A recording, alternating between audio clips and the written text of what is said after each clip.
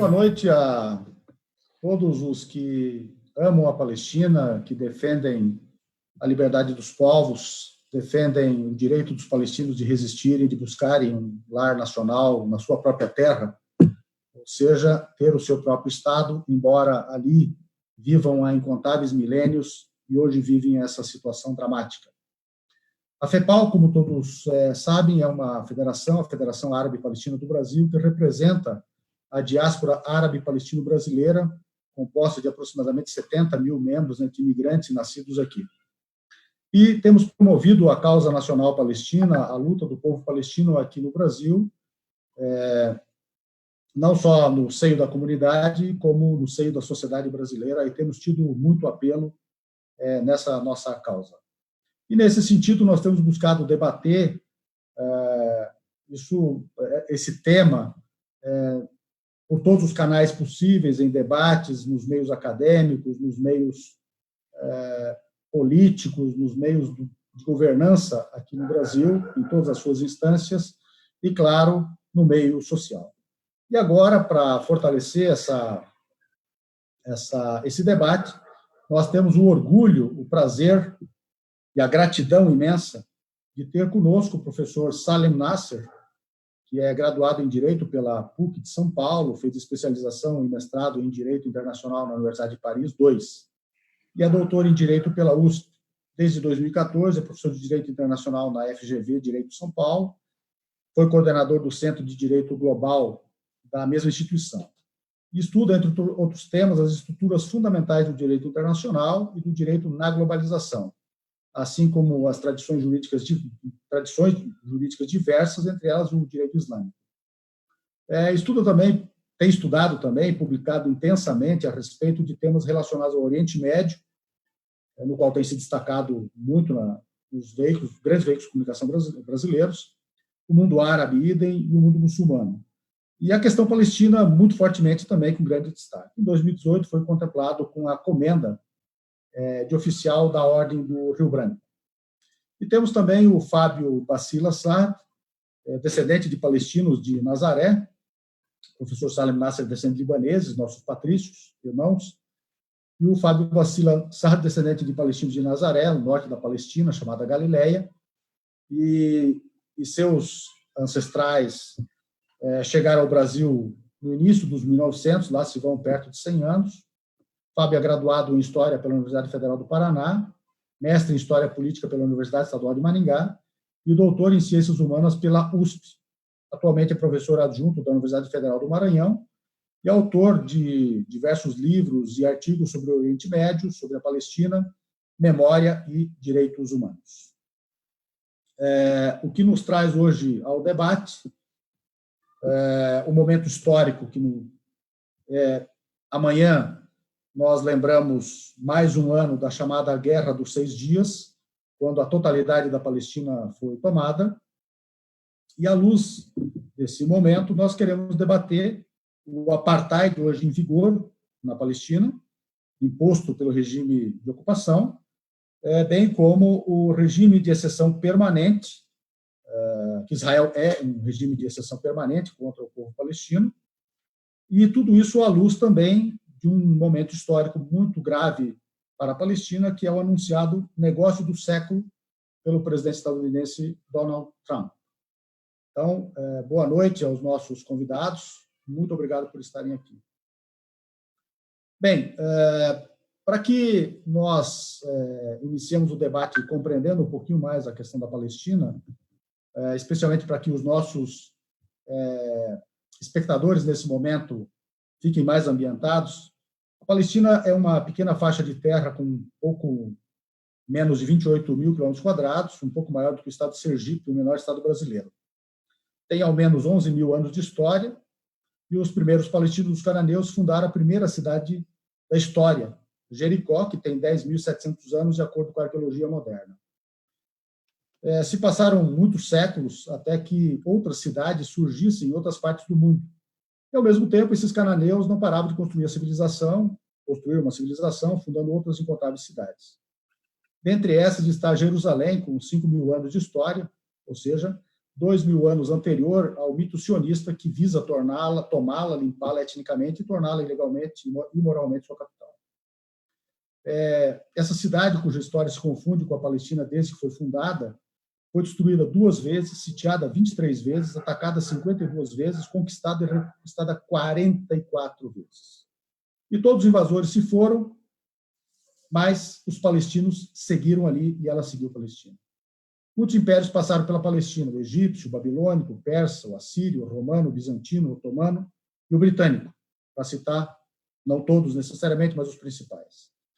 E o Império Britânico foi o que pavimentou a tragédia palestina atual, quando a ocupou e impôs a sua colonização pelos estrangeiros euro-judeus sionistas, todos eles extremistas e racistas à maioria, importados a partir de meados dos anos 1920, bem como destruindo o tecido social da Palestina, político e econômico, com uma verdadeira guerra colonial, inclusive quase sem precedentes à época, que durou de 36 a 39, momento em que se vivia a grande revolta palestina. Prisões, exílios forçados, torturas, mortes, destruição, castigos coletivos, os mesmos até hoje aplicados por Israel foram aplicados pelo Império Britânico. E a capacidade de resistência do povo palestino, naquele momento, foi quase aniquilada pela potência colonial, na época, a principal potência do mundo. E tudo isso se desenha um pouco antes ou um pouco depois também da Primeira Guerra Mundial. Ingleses e franceses acordam secretamente a ocupação do Oriente Médio, no Acordo Sykes-Picot, de 1916, não permitindo a todos os árabes a prometida independência. A Palestina cai nas mãos dos britânicos. Em 1917, os britânicos declaram que a Palestina seria um lar nacional judeu, por meio de uma carta do Lord Balfour, ministro de Negócios Estrangeiros britânico. Em 22, a Inglaterra obtém um farsesco mandato de protetorado da antiga Liga das Nações para preparar a Palestina para uma futura vida soberana. E, no ano seguinte, assume o mandato, integra a agência judaica à administração colonial, inclusive nas forças de segurança e exército, mas impede aos palestinos a igual participação. E, ao final da Segunda Guerra Mundial, a recém-criada ONU, após um processo de corrupção jamais visto no Conselho das Nações, aprova uma resolução, a 8181, de 29 de novembro de 47, que, inclusive, somente recomenda a partilha da Palestina, jamais cria qualquer Estado, menos ainda o de Israel. Nessa partilha são destinados 43% para um futuro Estado palestino, pouco mais de 56% para um Estado judaico e aproximadamente 1% para uma área internacionalizada, basicamente os sítios históricos e religiosos de Jerusalém e Belém.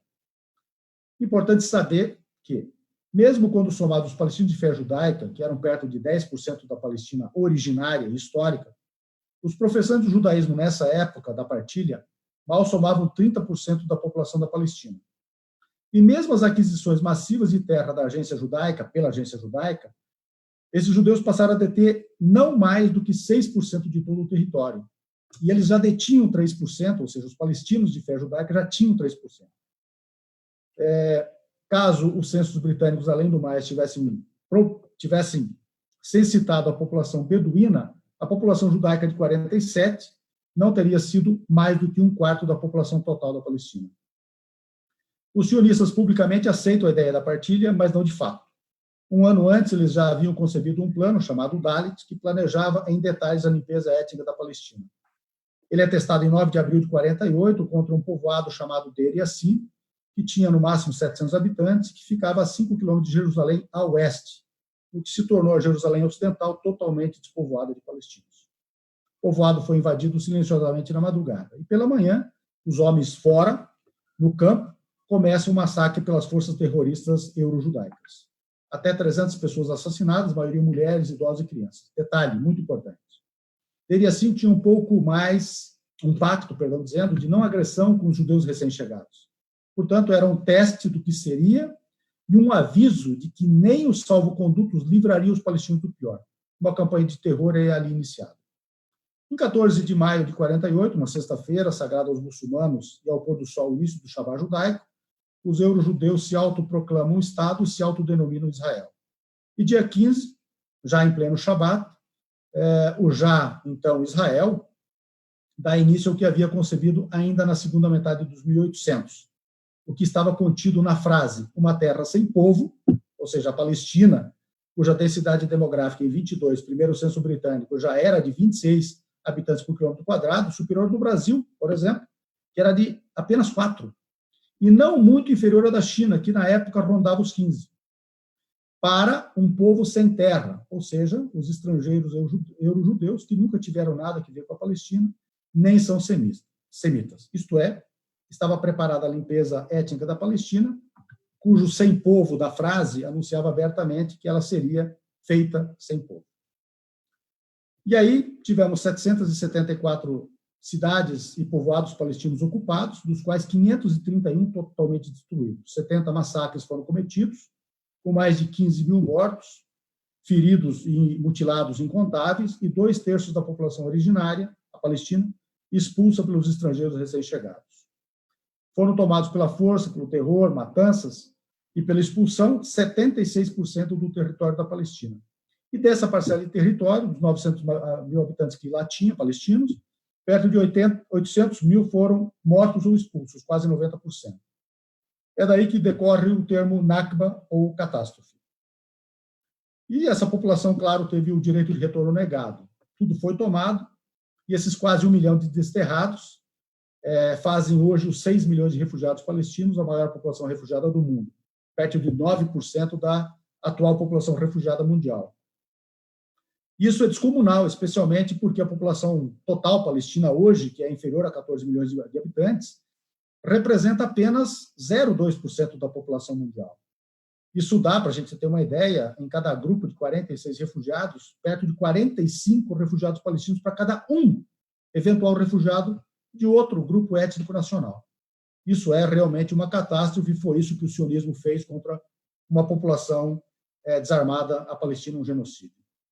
E depois veio a chamada Guerra dos 6 Dias, ou Anaxa, revés, uma tradução aproximada, iniciada por Israel no dia 5 de junho de 67, quando atacou a aviação egípcia, ainda em solo, e sem que esse país tenha tomado nenhuma iniciativa bélica. Ela durou até 10 de junho. Israel, com apoio camuflado dos Estados Unidos, tomou o Sinai do Egito, as colinas do Golã da Síria, e apoderou-se de Gaza e da chamada Cisjordânia, na qual a Jerusalém Oriental se encontra, dizendo ainda.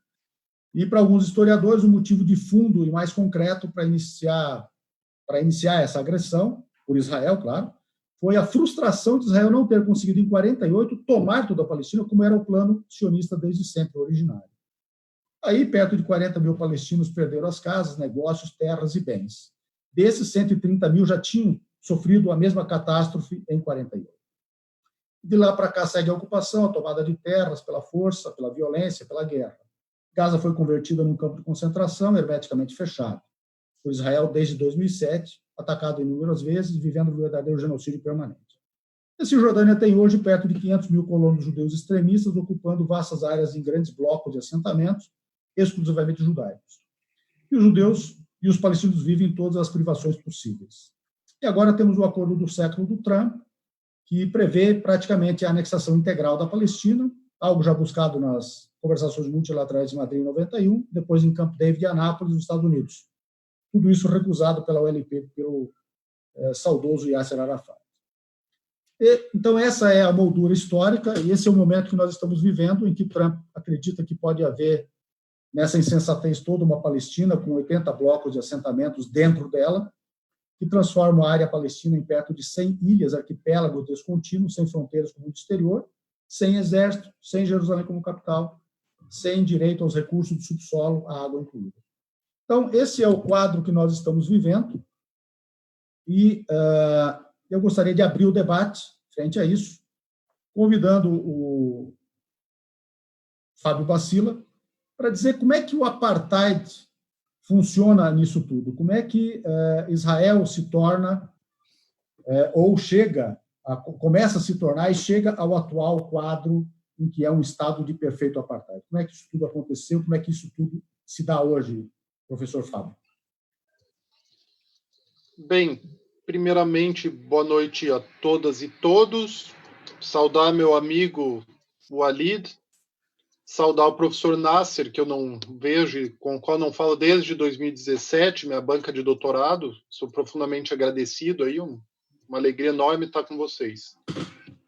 Uma lástima enorme estar falando de Palestina.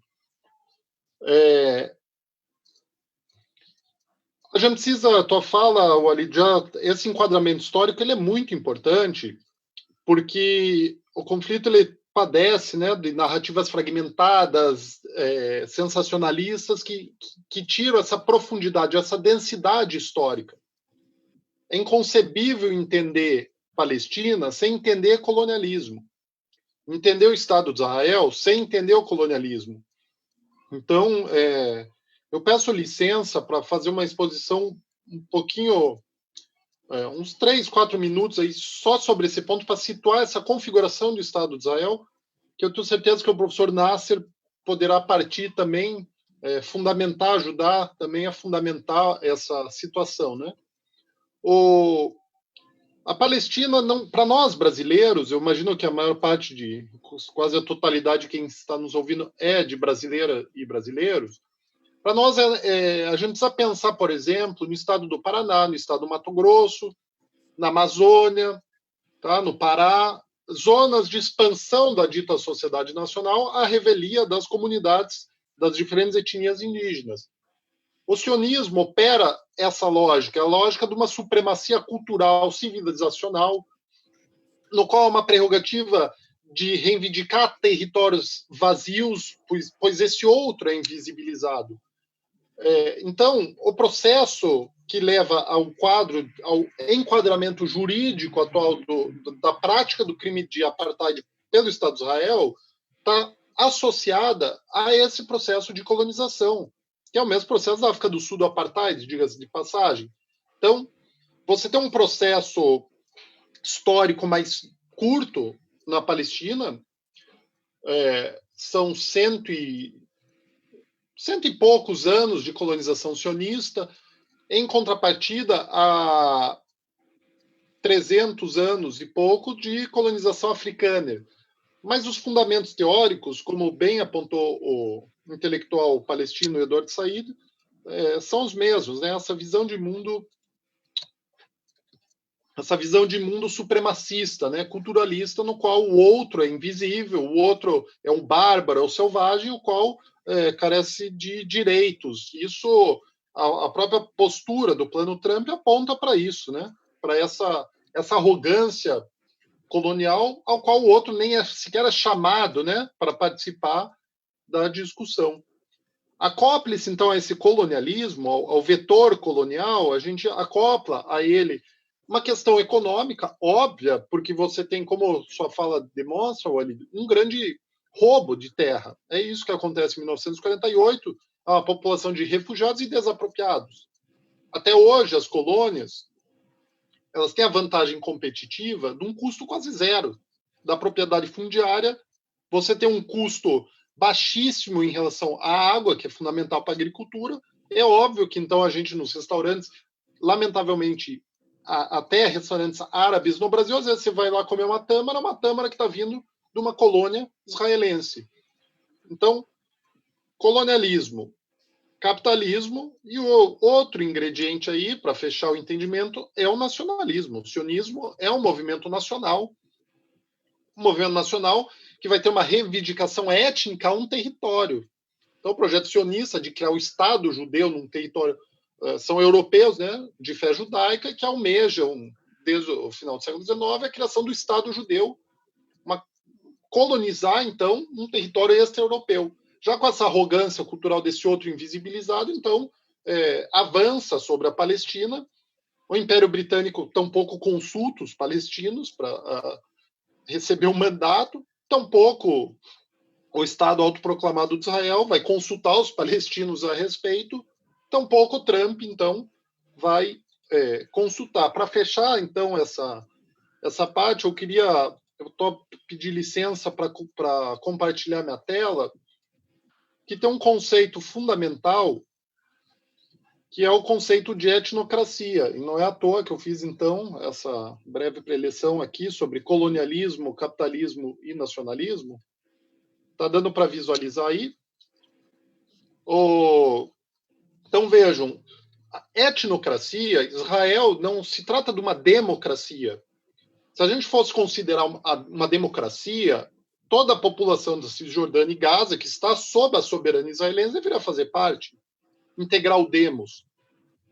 mas não é um demos, portanto não é um povo, é um etno, é uma etnia específica que integra. Salvo, claro, a minoria árabe israelense ou os palestinos de 48, depende a nomenclatura, depende de quem está olhando, mas você tem um Estado, então, apropriado pelo grupo, pela etnia associada à religião judaica, né, que aparelha o Estado. Então, vai controlar as Forças Armadas que vão estar a serviço do projeto de colonização. Vai controlar o sistema legal, que o professor Nasser vai aprofundar, vai controlar a cultura, sequer o que o Walid falou de 48. A narrativa de 48 em escolas israelenses, ainda que da população palestina israelense, não pode ser uma narrativa livre. As escolas podem ser penalizadas se elas abordam o processo como uma limpeza étnica, por exemplo.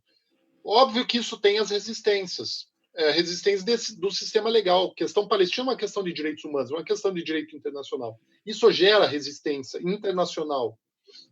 A questão palestina, então, ela também tem um apelo muito forte na própria sociedade civil, nos setores progressistas, antisionistas. Tem várias ONGs que vão fazer a denúncia, o monitoramento.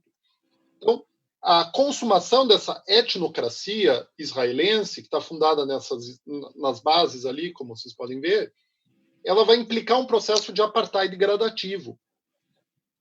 O apartheid gradativo, que é justamente, então, a separação intencional das populações e a submissão e exploração ou erradicação, que é o caso da Palestina, dos territórios. Né? Nesse processo de judaização, você tem o outro restrito a espaços cada vez mais reclusos, reduzidos. Né? Como essa imagem clássica também aqui, ela diz muita coisa. É uma coisa batida, mas ela resolve. Quando a gente casa essa imagem com o conceito de etnocracia, sobretudo quando a gente vê lá no final a situação atual, essa fragmentação, esses arquipélagos, a gente tem noção do que está ocorrendo, esse processo de judaização, né? E é óbvio que isso implica num apartheid. Fechando já a fala, já com outro mapa aqui, algumas imagens, né? Vocês estão conseguindo visualizar? Sim. Sim. O muro da separação, são diferentes dispositivos, torres de controle. Eu quero terminar com uma imagem que o Trump postou no seu Twitter, né? O apartheid não é só na Cisjordânia, você tem um processo de apartheid interno. Se a gente observa essas áreas verdes, são as áreas de população palestina árabe dentro de Israel. Imediatamente após 48, elas são cercadas, essas áreas, com colônias internas, funda municipalidades de israelenses de fé judaica para isolar. Então, o plano Trump, observem lá, como se dá um processo é um palestinistão, um bantustão, no qual você tem as ilhas populacionais e chama a atenção essas passagens. Sequer há um pudor de ocultar como esse processo é explicitamente a reprodução da espacialidade sul-africana, no qual você reduz a população nativa a essas reservas, sob o pretexto de um desenvolvimento separado, de uma autonomia relativa, mas você mantém uma tutela que não é nada mais, nada menos do que a atualização de toda essa prerrogativa colonial, de toda essa prerrogativa racista, que impacta, então, nessa segregação populacional, nesse controle, que a qualquer momento essa população tem sua liberdade de movimento. Quando a gente vê o crime de apartheid, tem a Convenção Internacional de Supressão do Crime de Apartheid, 73. Em 1998, o Estatuto de Roma, se a gente analisa a definição de apartheid e analisa os documentos da ONU, os documentos das ONGs internacionais, como a Anistia Internacional e o Human Rights Watch, os documentos produzidos por ONGs locais, sejam elas israelenses ou palestinas, a gente percebe que toda a definição, os atos que configuram o crime de apartheid estão lá. Por isso que a própria ONU já admite documentos produzidos pela ONU, como esse aqui, já falam em apartheid, assim, explicitamente. Está lá o documento do Richard Falk, um jurista estadunidense de fé judaica, que vai, sob a inação do Tribunal Penal Internacional ou da Assembleia Geral da ONU, dos órgãos internacionais, ele vai fazer um último relatório, como relator especial designado pelo Conselho de Direitos Humanos da ONU, concluindo que há fortes indícios de que Israel comete o crime de apartheid. Então, ele usa o conceito hebraico de hafrada, que é separação, né, como um sinônimo do apartheid, e relaciona, aqui eu estou citando, aos evidentes objetivos anexionistas, colonialistas e de limpeza étnica de Israel. Qual que é a novidade disso? Não é o que está sendo dito. Se a gente acompanha a documentação da ONU, eu voltei lá para 1971, mas desde 1968, a segunda conferência, ou primeira conferência internacional de direitos humanos em Teherã, já tem uma nota repudiando a demolição de casa, expulsão de população. Então, a gente percebe que, antes mesmo da definição do crime internacional de apartheid, a gente já tem subsídios, né, fontes históricas aí para apontar essas práticas subsequentes. É isso que eu considero mais relevante aí. Então, o Plano Trump é isso, é a Declaração Balfour II. Você negocia com os colonizadores o futuro do território, ignorando completamente a população, né? Afinal, são bárbaros, selvagens, incapazes de se governar, que é exatamente o discurso da África do Sul do apartheid, né? Para justificar a tutela sobre os bantus, zulus e demais povos. Espero ter respondido aí minimamente o que você coloca, Wally. Obrigado, professor Fábio. É fundamental compreender isso, inclusive fazer alusão ao apartheid da África do Sul, porque o apartheid da África do Sul foi todo ele criado inicialmente a partir de uma leitura pseudo-bíblica, especialmente velho testamentária, ao ponto de haver, inclusive, uma obra a respeito intitulada Evangelho do Apartheid. Como isso tudo foi instrumentalizado para dizer que era preciso, por ordem de Deus, né, se desenvolver em separado. Esqueceram, obviamente, de dizer que Deus não mandou que, ao par da bizarria de se desenvolver em separado, poderia se oprimir também, etc. Né? Impor que o desenvolvimento em separado jamais se alterasse. Né? Então, e é muito curioso como isso acontece na Palestina ocupada. Toda a justificativa é velho-testamentária. Essa mais, que hoje em dia leva a que algumas denominações autoproclamadas pretensiosamente cristãs têm defendido esse sionismo cristão que está aí, que é amplamente minoritário, a gente sabe, mas ele tem sido muito ativo. Né? E aí, remetendo ao professor Salim Nasser, justamente isso, são esses grupos que estão, por exemplo, em países como o Brasil, mas não só no Brasil, nos Estados Unidos especialmente, que é onde se nascem e se cristalizam, esses grupos extremistas que defendem políticas racistas, defendem a xenofobia, defendem estados totalitários, defendem a regressão política em todos os países para a ditadura, e têm pedido isso nas ruas com extrema violência, inclusive, professor. Curiosamente, todos eles, sem exceção, carregam a bandeira de Israel. Então, eu pergunto, por que isso, professor? Israel se tornou essa espécie de capital global do totalitarismo. Por que Israel chegou a isso, a esse modelo perfeito do totalitarismo, da ditadura, da opressão, da violência, inclusive utilizando a religião? Professor, o senhor poderia abordar isso, poderia explicar? Existe como a gente entender isso? Boa noite, Walid. Boa noite, Fábio. Eu também começo agradecendo a FEPAL e ao Walid pelo convite. Tenho acompanhado aí com muito gosto o caminho da FEPAL aí nos últimos meses, desde que o Walid assumiu a presidência, e estou gostando de ver um pouco essa revitalização da questão palestina na sociedade brasileira, né? Então, agradeço a permissão aí para fazer parte, digamos, desse debate, né? Eu não sei se eu vou trair um pouco as expectativas e o pedido expresso, né? Se eu vou falar do que eu acho que eu gostaria de falar e não responder à pergunta, mas talvez chegar a ela depois. Acho que, Walid, para começar com a sua pergunta, pegando apenas uma ponta dela, né?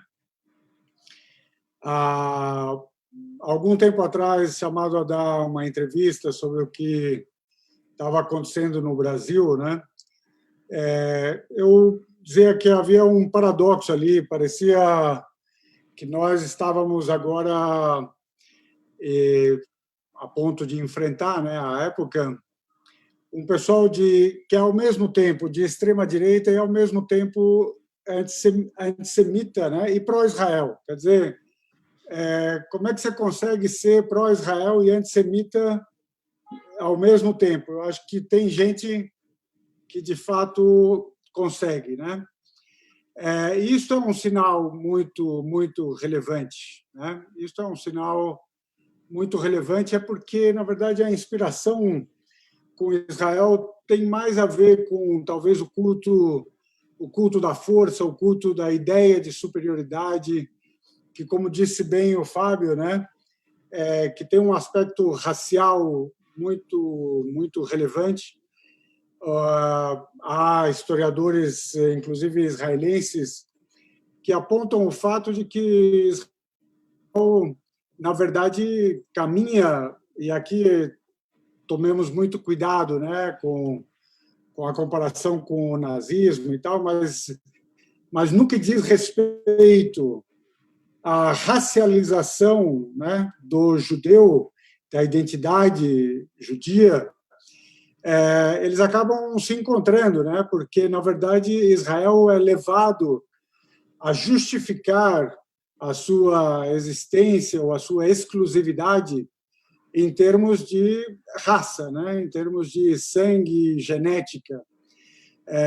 E nisso eu diria até que é muito mais do que uma tentativa de etnocracia, né? Mas é realmente uma noção de nacionalismo exclusivista racialmente, né?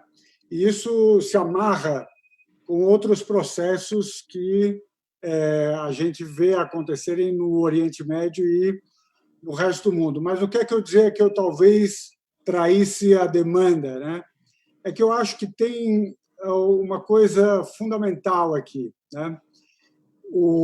Tenho a sensação, outro dia me ocorreu esta imagem de que existe assim uma espécie de rio tranquilo correndo, sabe? Um fluxo d'água muito tranquilo, muito pacífico, né? Que é o que eu chamaria talvez a narrativa mainstream, né? Então tem duas dentro das quais cortou um pouco talvez a minha fala ali. Cortou realmente, professor, um pouquinho. A partir de que momento, só para eu saber por onde voltar? A partir do momento que o senhor começa a falar desse momento em que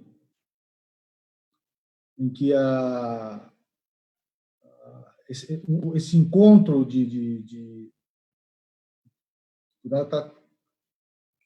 mas foi os últimos 10 segundos, professor. Mas permanece tendo um probleminha. O que eu acho que é no que eu vamos ver se normaliza. E olha que eu vim a São Paulo só para garantir uma boa conexão de internet. Mas obrigado, inclusive. Vamos ver se agora afirma um pouco. O que eu queria dizer é que recentemente me ocorreu uma imagem que tem a ver com a noção de narrativa, né? Nós temos uma espécie de curso d'água tranquilo, facilmente navegável, que é o que você pode chamar da narrativa do mainstream. Se você quiser se localizar entre essas duas margens do diálogo corrente, digamos, do debate usual, a sua vida é uma vida tranquila, né? Se você quiser abordar temas que são vistos como necessariamente marginais em relação ao mainstream, você tem que se satisfazer com estar isolado, né, num banco de areia ou um pouco afastado da margem e gritando de longe, né, para ver se alguém no mainstream te escuta. Tá? Então, eu temo que, muitas vezes, quando a gente vai falar sobre Palestina, nós ficamos fazendo esse exercício, né? Nós estamos gritando desde longe, desde o nosso banquinho de areia ou desde a nossa margem, sem perturbar a tranquilidade desse fluxo d'água, sabe? Sem perturbar esse mainstream, sem fazê-lo acordar. Então, eu gosto, na verdade, eu acho que é fundamental, especialmente considerando que o nosso público hoje é essencialmente composto de brasileiros, que a gente aponte para o problema da narrativa. Quer dizer, as pessoas precisam olhar para o problema da narrativa para depois perceber que há algum problema com a narrativa que tem um resultado, que é um resultado de relativa cegueira. Ou seja, tem um mistério em relação à questão palestina, que é a seguinte: você praticamente não consegue convencer as pessoas de que gente que é expulsa da sua casa, que é presa arbitrariamente, que é morta, que não tem o direito de viver na própria casa, no próprio território, na própria terra, não pode cultivar a própria propriedade, você não consegue convencer as pessoas de que isto é uma tragédia, de que é uma injustiça. Ou seja, tem um apagamento do senso de justiça que decorre dessa cegueira. Quer dizer, há coisas que você aponta para as pessoas e elas percebem naquilo a evidente injustiça, e tem outras em que você pode se cansar de falar à vontade, mas elas não sentem o seu senso de justiça mobilizado. E eu acho que a questão da Palestina é uma dessas questões. Não só assim, quer dizer, é difícil realmente apenas com essa nossa narrativa desde a margem fazer as pessoas perceberem o tamanho da injustiça, mas você não consegue fazer com que o pessoal que está ali entre as duas margens, digamos, com a tarefa de nos informar no dia a dia sobre o que está acontecendo no mundo, você não consegue fazer com que eles se refiram ao tema da Palestina. Quer dizer, é mais fácil você ter um correspondente de algum grande veículo brasileiro de imprensa lá em Israel falar sobre a rotina das boates gays em Tel Aviv do que fazê-los falar sobre a ocupação ou sobre a expulsão ou sobre a morte arbitrária de crianças, a prisão de crianças e assim por diante. Inclusive, nos dias que nós estamos vivendo agora, com toda essa movimentação de uma vitalidade fenomenal, né, com relação à questão do racismo e à questão da injustiça racial nos Estados Unidos, mas também no resto do mundo, inclusive no Brasil, você só vê as pessoas marginais, digamos, no mundo da informação, fazerem um paralelo com a questão da Palestina. Quer dizer, há um paralelo tão evidente, inclusive nas táticas e no treinamento policial, no uso de técnica, né, de técnicas que são concebidas pelos israelenses para usar contra os palestinos, mas ninguém, digamos, tem a coragem, né, de levantar o tema de Israel quando ele poderia ser tão naturalmente conectado ao que está acontecendo. Mas, então, eu quero chamar a atenção para a questão da narrativa. E com relação a 67 e o que acontece hoje, eu queria dizer que há um problema na narrativa que é o problema dos mitos.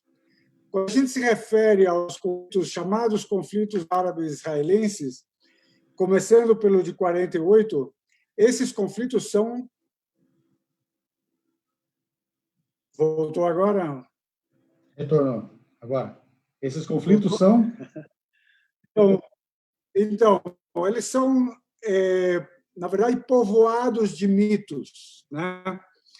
E os israelenses que precisam vender o seu estado de exceção como a única democracia do Oriente Médio, né, e uma das poucas do mundo, eles, de fato, têm um movimento de abertura e de relaxamento em determinadas coisas que permitem que o debate lá dentro, desde que seja um debate interno israelense ou judeu, né, que ele seja, de fato, muito vivo, o que permitiu que os historiadores israelenses, os chamados novos historiadores israelenses, tocassem o tema crítico dos mitos que governaram os confrontos israelenses do lado israelense, né?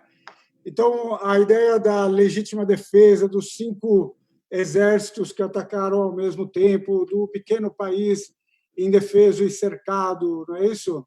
E o mito, em 67, da legítima defesa antecipada, não é isso? Da legítima defesa prévia, de que teria se valido Israel. Esses mitos são, em alguma medida, desconstruídos lá dentro em Israel, e eu acho que tem um problema do lado árabe e palestino, que é a dívida que nós temos com a desconstrução dos mitos que nos governam ainda com relação a esses eventos. Ou seja, nós precisamos olhar para os nossos próprios erros e para as mentiras que nós mesmos vivemos quando nos contamos a história desses conflitos, né? E é claro que isso tem 2 lados. Tem um olhar para as autoridades ou as lideranças do mundo árabe e tem um olhar para os povos árabes e como eles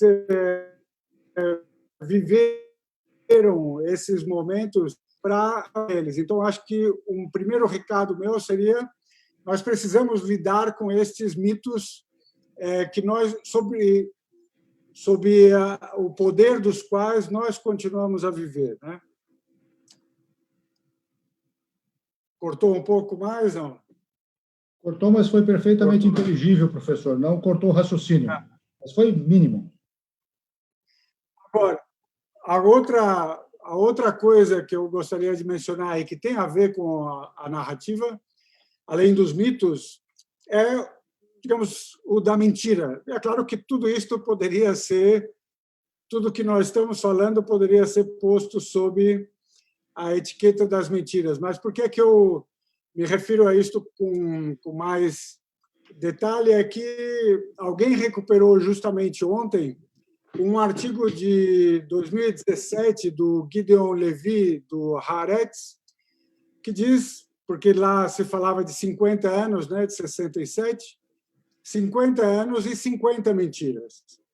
E ele diz, a primeira grande mentira foi a de que a ocupação seria temporária. É isso, de que Israel estava ocupando todos esses territórios apenas por um tempo. E isto era o modo como a própria narrativa israelense se deu no primeiro momento. E depois isto é seguido por um sem número de mentiras que inclui os assentamentos, as razões para o assentamento, a questão da legítima defesa contra o terrorismo, a ideia de que Israel estaria disposto para a paz, mas nunca tinha parceiro para isto, que todas as negociações internacionais foram vividas dentro da mentira e que, mais importante do que tudo, o resto do mundo participou dessa mentira. O resto do mundo participou desse faz de conta, né, de que se estava realmente procurando uma solução e que essa solução seria a solução dos 2 estados. Eu tenho a desconfiança já há muitos anos de que isto é realmente um faz de conta e que eu acho que, inclusive, entre os palestinos e entre os árabes, muitos acreditaram nestas mentiras, né, e deixaram que elas progredissem e tomassem o seu caminho. Com relação a esse segundo tema das mentiras, ou a partir dele eu faço a transição para um terceiro tema que, para mim, tem a ver também com a questão das narrativas, que é um duo, né? Uma dupla, que é a dupla do poder e da legitimidade. Eu acho, como eu tenho essa desconfiança já há muito tempo, de que se trata de uma mentira longamente preparada e longamente posta em prática, né? Desde que começou o movimento sionista, e passando por cada uma das grandes fases a que o Walid se referiu, percebemos que, quando da Declaração Balfour, a coisa considerada legítima era, olha, um lar judeu, um lar para o povo judeu na Palestina. Não estava muito claro se era toda a Palestina, se era numa parte pequena da Palestina, se era para permitir que alguns voltassem, assim por diante. Isto era o legítimo à época, em 1917. Quando do mandato, o legítimo já passa a ser algo mais, porque, de fato, o direito a um lar para o povo judeu na Palestina ganha corpo no mandato. Com o entre-guerras e depois da Segunda Guerra Mundial, e com a resolução da ONU, que, como disse bem o Walid, é uma recomendação da partilha, o legítimo passa a ser metade do território para cada um. Em 67, o legítimo passa a ser devolução dos territórios conquistados em 67, ou seja, 22% da Palestina. E depois disso, o legítimo passa a ser, olha, desde que sejam 2 estados, qualquer coisa, certo? Qualquer coisa desde que sejam 2 estados. E agora, o que estão tentando nos passar com o negócio do século é um novo legítimo. Só que é um legítimo tão ousado que diz é o que os israelenses quiserem, certo? Que o novo legítimo seja isto. E você não percebe uma grande força de resistência no mundo que não seja uma continuação da mentira. Ou seja, os europeus se dizem indignados, eles avisam Israel de que não pode ser assim. É isso. A esquerda americana diz que não pode, que vai cortar financiamento e tal, mas é a mesma encenação, né, que nós vimos desde muito, e que quer dizer que, olha, parece que o momento chegou de dizermos que o que é legítimo é o que Israel quer. E isto só é possível porque existe um poder, né? Existe um conjunto de fatores de poder que permite a alguns atores a própria construção do que é legítimo.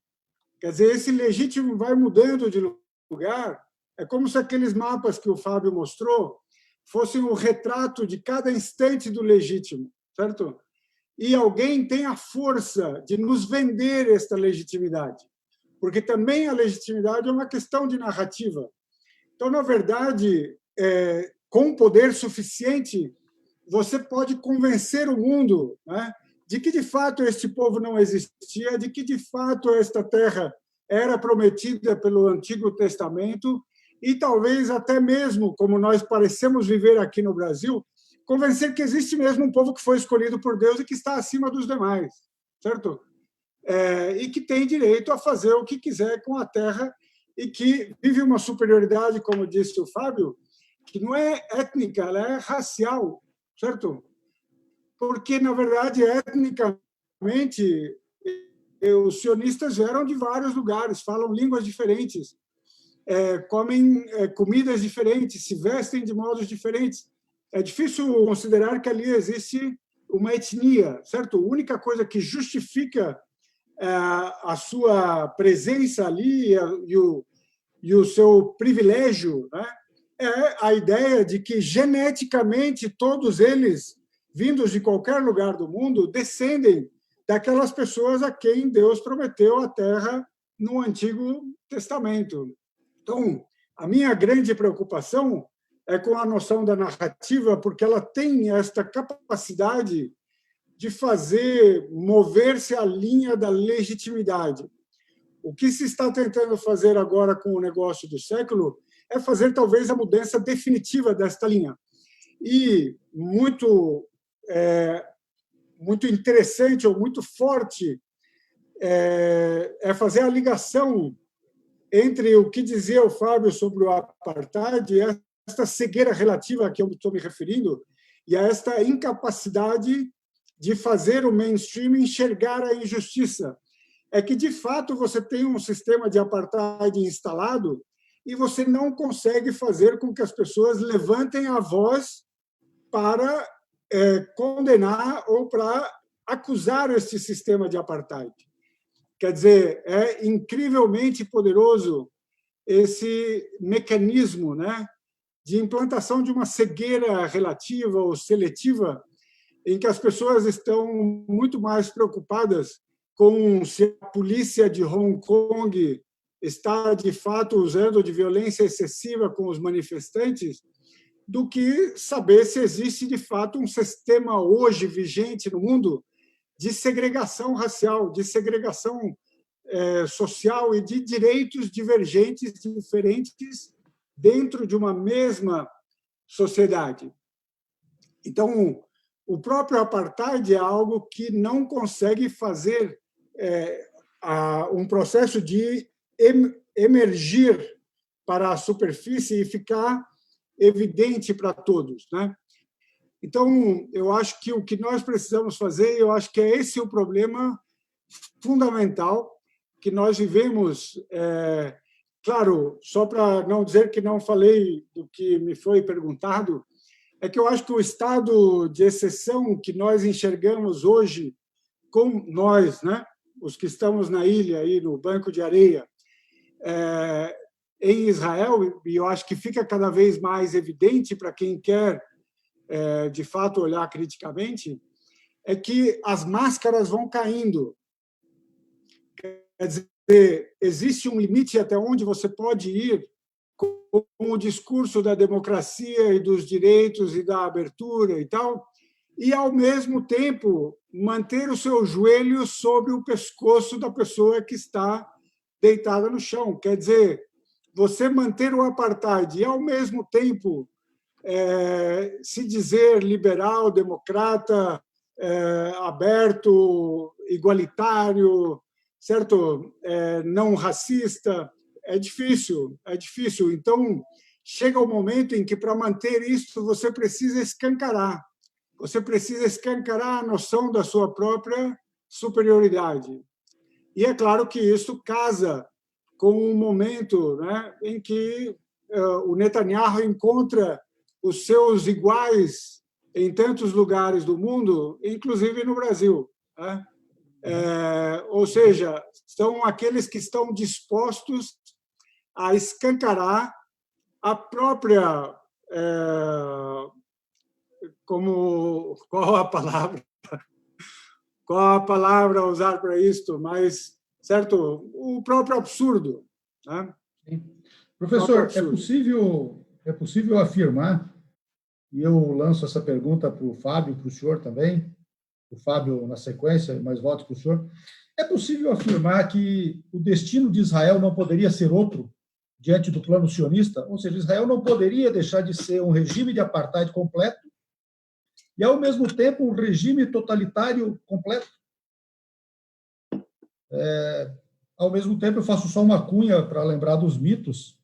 Eu sempre gosto de referir que é incrível como alguém se pretende povo pretérito e se pretende detentor de mensagem, e, curiosamente, em toda a narrativa velho testamentária e novo testamentária, não há uma única cidade ou vila atribuída aos antigos hebreus.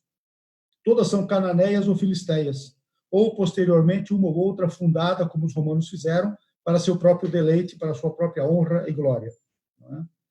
Mas, voltando à pergunta, nós temos aqui uma participação infinita, quase já, no nosso Facebook, um sucesso absoluto, e talvez não seja pela importância da FEPAL, mas pela importância dos convidados. O assunto é relevante, a Palestina merece tudo isso, mas os convidados estão dando esse brilho. E para a nossa primeira live, está acima de todas as expectativas. Então, eu lanço essa pergunta: Israel poderia ser outra coisa que não isso? Teria como um regime integralmente baseado na limpeza étnica, na eleição divina, no supremacismo desde o princípio delineado, ser uma coisa diferente do apartheid e desse regime de brutalidade permanente? Fábio.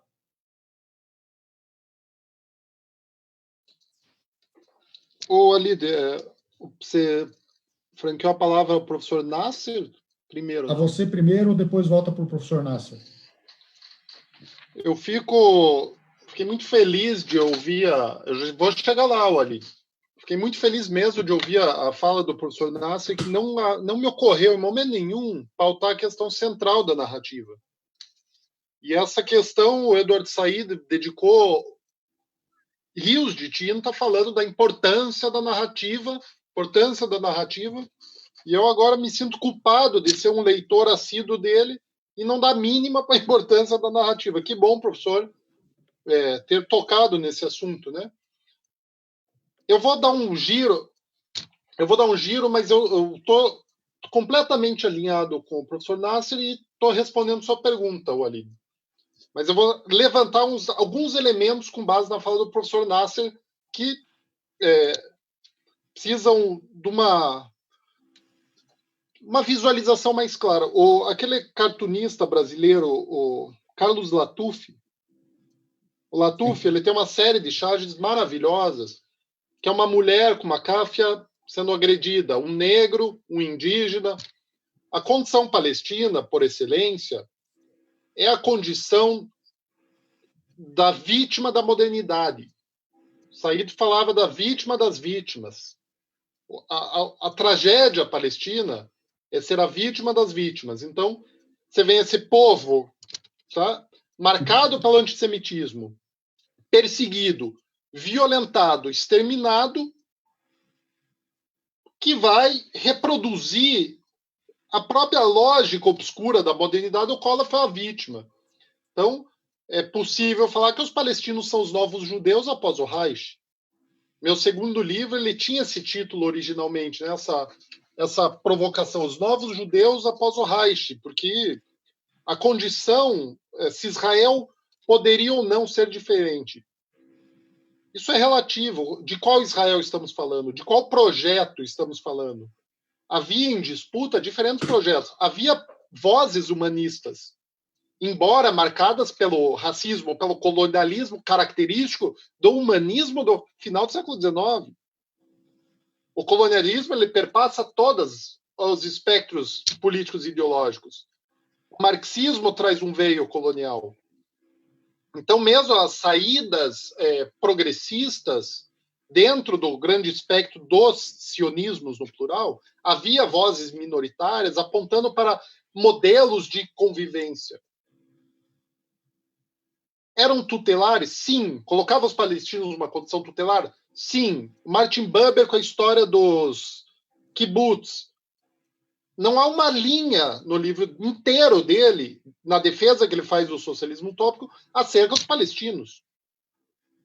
Ao mesmo tempo, ele está projetando um mundo maravilhoso. Então, assim como nós, brasileiros, temos uma dívida histórica não quitada, tanto com os povos afro-brasileiros quanto com os povos indígenas, há uma dívida histórica com os povos palestinos.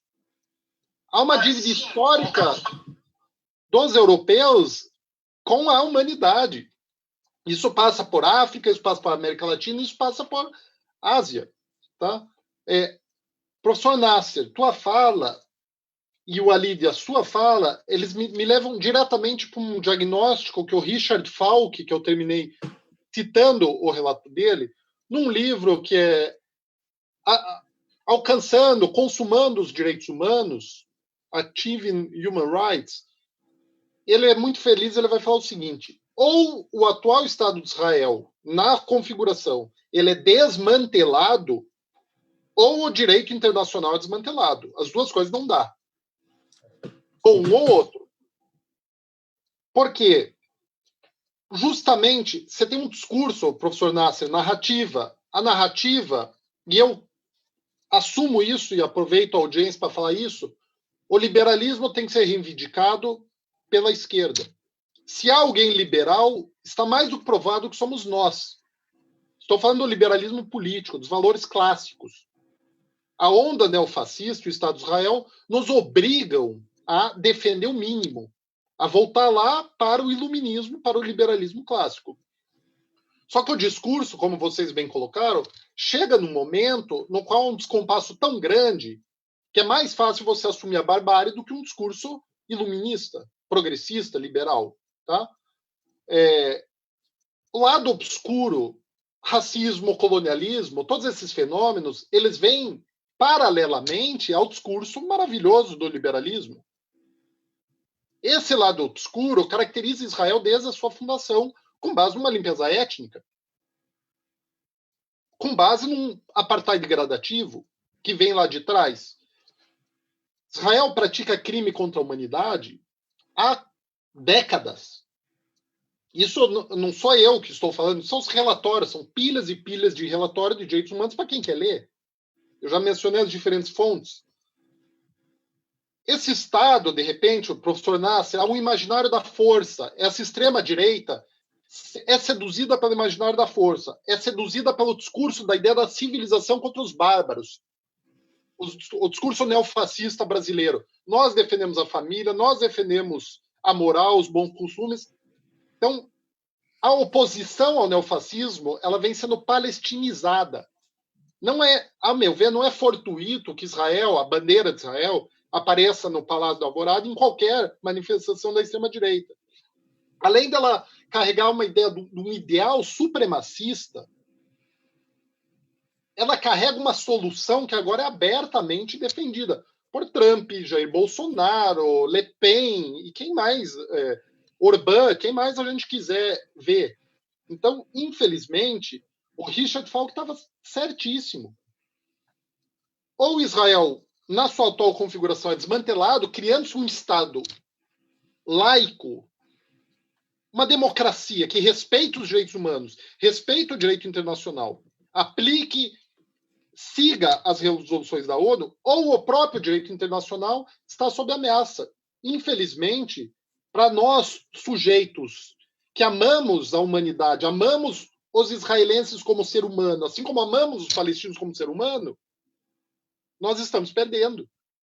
Nós estamos perdendo porque a força e a brutalidade, como novo paradigma civilizatório, vai avançando. Tá certo?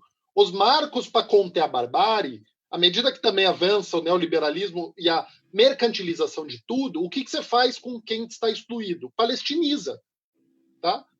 A Gaza é um paradigma de gestão populacional aplicável ao PP no Rio de Janeiro, a qualquer extrato populacional indesejado.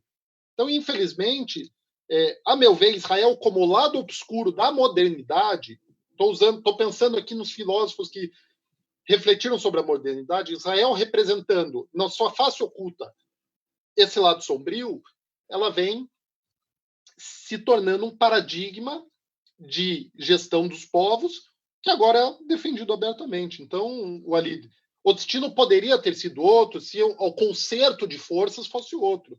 Dentro do sionismo, as forças verdadeiramente progressistas que questionavam a própria ideia do sionismo, do Estado judeu, a partir do momento que reivindicava o Estado multinacional, essas forças foram muito insignificantes. Continuam existindo, sim, claro.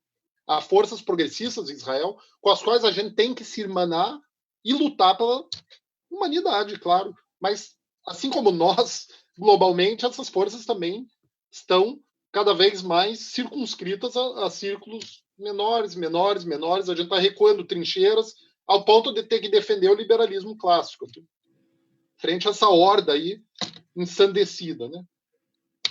É isso. Espero ter respondido. E feito... Para professor, que falta faz ouvir mais você, o Walid, meu amigo também. Mas vamos seguir que a gente consegue. A gente vai conseguir, a gente tem que conseguir. Foi bem, Fábio. Professor, mais uma brilhante resposta, que respondeu a mais do que precisava na anterior. Então, eu acho que o Fábio realmente foi muito bem agora nessa fala, quando ele se refere aos, sei lá, aos Israéis possíveis, né? Quer dizer, aos projetos que estavam em competição e tal, e ao fato de que Israel, na verdade, decorre de um encontro de projetos ou de anseios, né? Então, ele decorre realmente de uma reação ao antissemitismo histórico na Europa, de uma elite judia que concebe um projeto sionista, né, de um lar para os judeus fora da Europa, e é ao encontro disto tudo com um projeto colonial, né, como ele pontuou muito bem, que é um projeto que pode ser visto como um projeto colonial israelense, ou o projeto colonial israelense pode ser visto como parte de um projeto colonial mais amplo, né? Então, como tudo isto se encontra, digamos, na história da formação, digamos, da questão palestina, né? Que é o nome mais geral que eu gosto de dar à coisa, e, de fato, houve projetos em competição que foram vencidos, né, ao longo do tempo. O que eu acho que talvez alguns desses projetos não tivessem sequer enxergado isto, mas eu acho que quem estava à frente do projeto israelense sabia de uma coisa, é que a limpeza étnica da Palestina era uma necessidade para que houvesse Israel. Quer dizer, que ela fosse total ou que ela fosse parcial, ela era absolutamente necessária. Então, isso está muito bem documentado na história das lideranças israelenses, o reconhecimento deles de que era preciso expulsar os palestinos, né, da Palestina, onde eles eram os habitantes históricos, né? Então, a limpeza étnica é constitutiva, ainda que nem todo mundo tivesse consciência disso, mesmo na sociedade israelense, né? Mas ela era uma necessidade. Do ponto de vista israelense, é claro, né? Para que Israel fosse possível.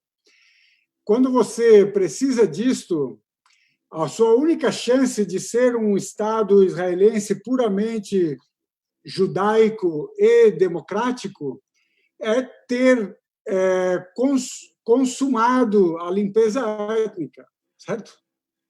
O que faz o impasse israelense hoje, quer dizer, a necessidade de se tornar cada vez mais um Estado autoritário de apartheid, é o fato de que não conseguiram consumar a limpeza étnica, porque ainda há palestinos na Palestina. Quer dizer, isto é o único óbice ao ideal israelense, né, de uma sociedade que é democrática porque pura, democrática porque exclusiva, certo? Tudo bem? Porque aí já não tem mais os outros, o outro já não está aí, né? Então, o que impossibilitou este ideal, se é que ele existe na cabeça de alguém, é a permanência do povo palestino, é a continuidade da existência do povo palestino na Palestina e no mundo, né? E isto faz com que realmente a profecia do Falk seja assim verdadeira. De algum modo, ou você desmantela o direito internacional, e eu posso falar disso assim como professor de direito internacional primariamente, né? Mas você percebe já as tentativas de desmantelar o direito internacional.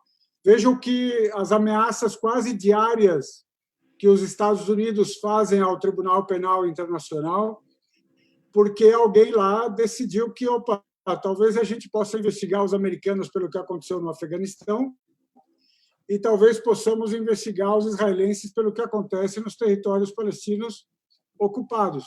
Então, o Trump está ameaçando o TPI com a morte, certo? Eu nunca fui um grande fã do TPI, porque antes dos Estados Unidos resolverem desgostar do TPI, eles gostavam até demais, né? Então, sem ser parte do TPI, eles indicavam para o TPI os seus inimigos, né, declarados.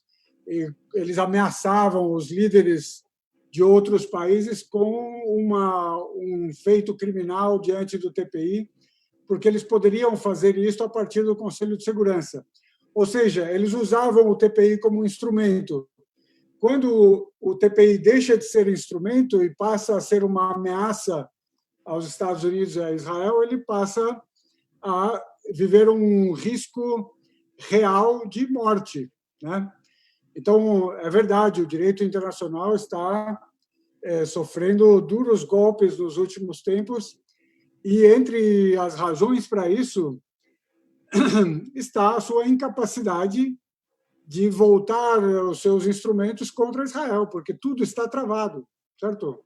Não há nada que o direito internacional consiga fazer com Israel. E isso é uma das grandes... Se você quiser assim um exemplo máximo da impotência do direito internacional, você olha para Israel. Agora, ainda que o direito internacional seja assim impotente, a pergunta é se a história será impotente. Porque a pergunta é se e por quanto tempo é possível realmente que sobreviva um sistema de apartheid. Se não há algo no processo histórico que necessariamente levará o apartheid ao fracasso e ao seu fim, certo? Então, nesse sentido, é possível que, de fato, nesse sentido, Israel seja desmantelado como esse Estado de ocupação e de apartheid e de digamos, pureza e exclusividade. Agora, o medo é que a história também conheceu os genocídios bem-sucedidos, né? Aqueles em que, de fato, houve uma limpeza étnica total. Parece que aqui essa limpeza étnica total não é possível, porque os palestinos são muitos e são resilientes, e porque hoje as coisas aparecem mais facilmente, quer dizer, assim, ou não sei se é simplesmente esperança da minha parte, mas eu acho mais provável que a história não perdoe o apartheid do que ela permita a total limpeza étnica dos palestinos. Agora, Walid, só para finalizar com este ponto, que é assim, o porquê dessa simpatia, né, dos totalitários, e também assim, conversando um pouco com a fala do Fábio, tem algo que tem me parecido impressionante no fenômeno que nós estamos vivendo no Brasil. Eu, assim, há muito tempo atrás, eu descobri uma coisa que deveria ser evidente, mas para mim apareceu como uma grande luz que eu enxerguei de repente. É que quando a gente fala das pessoas, né, das pessoas que pertencem a uma ou outra religião, né? Então, quando a gente fala de muçulmanos, de cristãos, de judeus, de xiitas, de sunitas e tal, eu tenho a sensação de que a gente se refere a estas pessoas como se cada pessoa que pertence a uma religião seja, ao mesmo tempo, um doutor em teologia. Quer dizer, é um cara que estudou a fundo a sua própria religião e a dos demais e sabe o porquê de todas as coisas. E o fato é que não é assim. As pessoas seguem uma religião porque, certo, elas nasceram nela ou descobriram alguma coisa que as fazia simpatizar e tal. Então, não é um processo, digamos, refletido e profundamente crítico. E o que eu acho que está acontecendo, eu estou falando disso para fazer um paralelo com o que eu acho que está acontecendo, é que assim, o que está acontecendo com as massas é um negócio impressionante, porque aquela cegueira a que eu me referi com relação à justiça e à injustiça e ao drama e à tragédia, você está vendo a mesma cegueira com relação a noções básicas, né, de liberdade, de igualdade, de senso político, do que é democracia, do que é representatividade e tal. Ou seja, os discursos mais absurdos, que não deveriam resistir a 2 instantes de pensamento crítico, eles prosperam com uma facilidade e, de repente, conquistam uma maior parte da população. Quer dizer, eu realmente, até agora, eu sei que não é o tema, mas não sei como 57 milhões de pessoas conseguiram votar como votaram em 2018, tendo ouvido o que ouviram do próprio candidato, certo? Então, as pessoas que vão para a rua com a bandeira de Israel, não é porque elas, aqui em São Paulo e no Rio e em Brasília, não é porque elas estudaram a questão da Palestina e de Israel e chegaram à conclusão de que a justiça está do lado de Israel. Eles estão vivendo uma miragem, estão vivendo uma fantasia, certo? Uma fantasia que é justamente esta, de que realmente existe um povo escolhido e Deus o fez superior ao outro, e o outro é o bárbaro, o outro é o cara que merece ser exterminado ou submetido, né? É aquele que não merece nenhuma consideração, nenhuma misericórdia, nenhum respeito. Então, é uma fantasia. Professor, eu concordo plenamente, mas eu só queria aproveitar esse gancho, porque eu gostei muito, e questionar nós mesmos, quase com uma autocrítica. Ao mesmo tempo, não falta da parte desses que estão na pequena ilhazinha de areia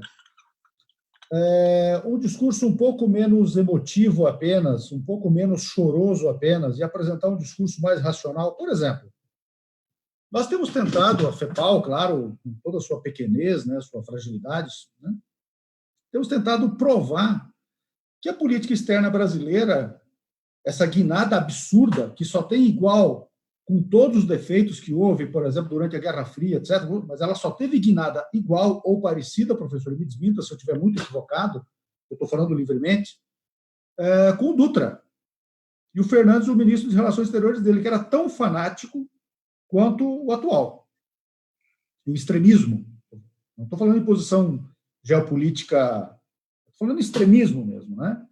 E não por acaso o Brasil foi obrigado, naquele momento, a votar pela partilha. A correspondência diplomática entre o Oswaldo Aranha e o Fernandes prova que a vontade a priori do Oswaldo Aranha não era pela partilha. Ou seja, até desta mentira o sionismo vive. Ele sabe que é mentira, mas ele dá o nome do Oswaldo Aranha para um boulevard e etc. Né? Então, está faltando nós trazermos esses elementos históricos para o debate, e não apenas bater panela e bater lata de vez em quando, como dizia o Brizola, né? E também estamos esquecendo de dizer que essa política externa é totalmente contra os interesses nacionais brasileiros. O senhor está muito bem antenado nessa discussão, se não me engano, trocamos algumas ideias num grupo que nós estamos, né? E o Brasil tem, com o chamado mundo árabe, que são 13 milhões de quilômetros quadrados contíguos, com uma população de aproximadamente 409, 410 milhões de habitantes, tem um comércio, uma relação bilateral de 14, 15, 16 bilhões de dólares, com quase 5 de superávit. Com Israel, ano passado, fechamos em quase 900 milhões de dólares de déficit.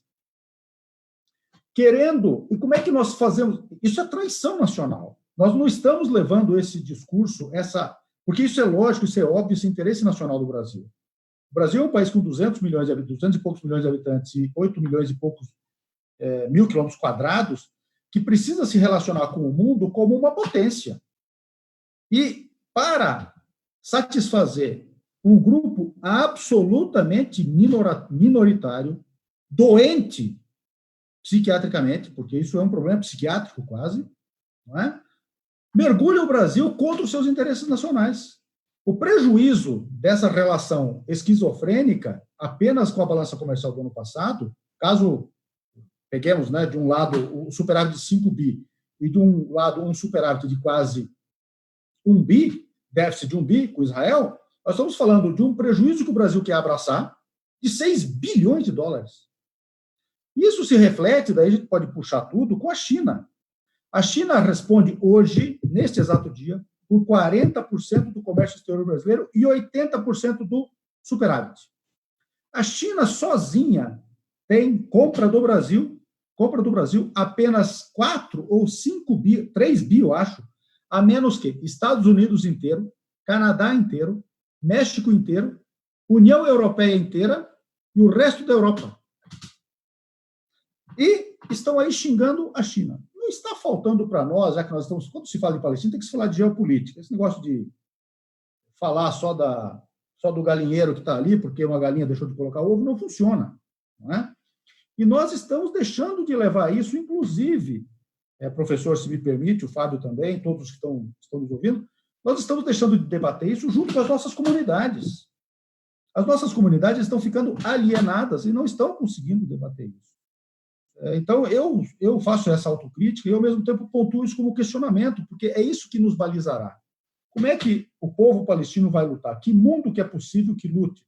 Como é que se relaciona nessa geopolítica ao LP? Como é que se relaciona à autoridade palestina atual? Como é que se relaciona ao restante da resistência? Como é que o quanto é prejuízo para os palestinos não ter um governo de unidade nacional, por exemplo? Não é? Essas coisas não estão sendo debatidas. É um meme aqui, um meme ali, um xingamento para cima de Israel, que merece mesmo, o sionismo e tudo. Não está faltando essa dinâmica, esse aprofundamento, professor, para a gente mais ou menos ir acabando, porque já são 20h53, eu não sei se todos têm tanta paciência quanto nós temos, né? Bom, eu vou tentar, então, ser breve por conta da paciência. Não, mas pode se alongar, professor. E também porque, assim, como talvez tenha ficado evidente, né? Essa questão do absurdo me toca, e aí, inclusive, o meu tom de voz sobe, meu gestual muda e tal, porque, de fato, assim, como se diz no ditado árabe, eu tenho a necessidade de chamar o torto de torto, né? Então, quando você vê o torto, você precisa dizer que ele está torto. Agora, eu acho assim, você tem perfeita razão com relação à nossa política externa. Inclusive, e aqui eu acho que assim, uma parte da autocrítica ou da crítica aos nossos mitos, né, sobre o mundo árabe, sobre o apoio das lideranças árabes à questão palestina e tal. O fato é que quando o Bolsonaro disse que transferiria a embaixada e tal, e nós levantamos o risco de que os países árabes talvez retalhassem com o comércio e tal, eu temia no meu íntimo, né, e continuo a temer, que vários países árabes passem por cima disso e continuem a fazer negócios com um Brasil governado pelo Bolsonaro. Talvez não o Irã, talvez não outros, mas certamente alguns países árabes continuariam com os negócios como sempre, porque, na verdade, eles já embarcaram no negócio do século, né? E tenho mais esperanças de que a população brasileira, né, perceba o prejuízo que isto traz para o Brasil, não apenas na balança comercial com o mundo árabe, porque, como você bem disse, o problema com a China é muito maior do que o problema com o mundo árabe, e mesmo assim nós parecemos estar mais atentos ao capricho desse ou daquele, assim, sei lá, eu estou hesitando para não escolher palavras muito fortes, mas quando eu penso em alguns dos nossos ministros e tal, então, sabe, inqualificáveis, né? Caprichos de gente inqualificável, né? Nós estamos colocando na balança isto e a relação com a China, e aí o capricho desta pessoa vence, né? Não só em termos de balança comercial, mas em termos de ser a China provavelmente o único país do mundo que tem hoje capital para investir, e o Brasil ser um país que está absolutamente necessitado de entrada de capitais, de investimento estrangeiro, né, para desenvolver a si mesmo. O problema é que nós, com esses governos personalistas e com esta falta das instituições, né, o negócio privado, sei lá, do presidente, da família dele, do filho dele, de algum amigo, certo? Pesa mais na balança do que toda a história da política externa brasileira, certo? Do que toda a tradição do Itamaraty. Se tiver alguém ali que possa fazer um negócio com uma empresa de defesa ou de armas, ou, sabe, sei lá do que, não é isso? Isso vai pesar mais do que toda a história do Itamaraty. Essa é a situação para a qual o Brasil precisa despertar, mas o Brasil não está conseguindo despertar, sabe, para a crise do Covid, para o absurdo diário, né, desse grupo que está no governo e tal. Então, assim, eu acho que nós precisamos, por um lado, entre nós aqui no Banco de Areia, e isso você tem perfeita razão, nós precisamos sofisticar a nossa reflexão, a nossa crítica, o nosso discurso, a nossa narrativa e tal, mas nós precisamos cuidar também de outra coisa, de não ficarmos falando sozinhos. Então, como é que nós vamos fazer o nosso anzol chegar ali naquela, sabe, naquele rio que corre tranquilo e imperturbável, não é isso? E esse é um outro desafio. Esse é um outro desafio porque você precisa acertar o tom, né, para fazer essas críticas e para levantar as dúvidas e o debate. Mas, evidentemente, está muito, muito difícil. E com relação às comunidades,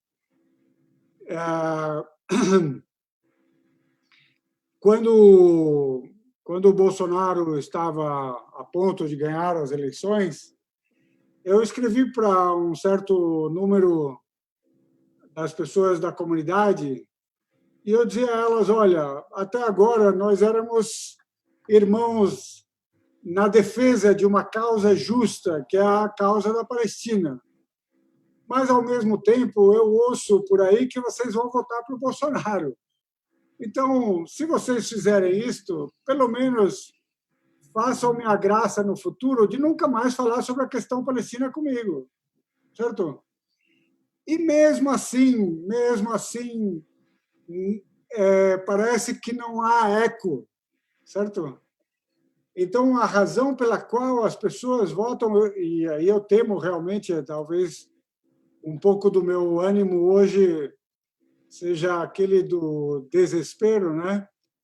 É que tem algo de irracional nisso tudo. Tem algo aí que escapa à racionalidade e tem uma dinâmica subjacente que a mim inspira um pouco a reflexão do Jung, né, que dizia que por baixo dos ismos, né, desses grandes ismos, ele se referia ao nazismo, ao fascismo, né, existe algo no inconsciente coletivo que está atuando, certo?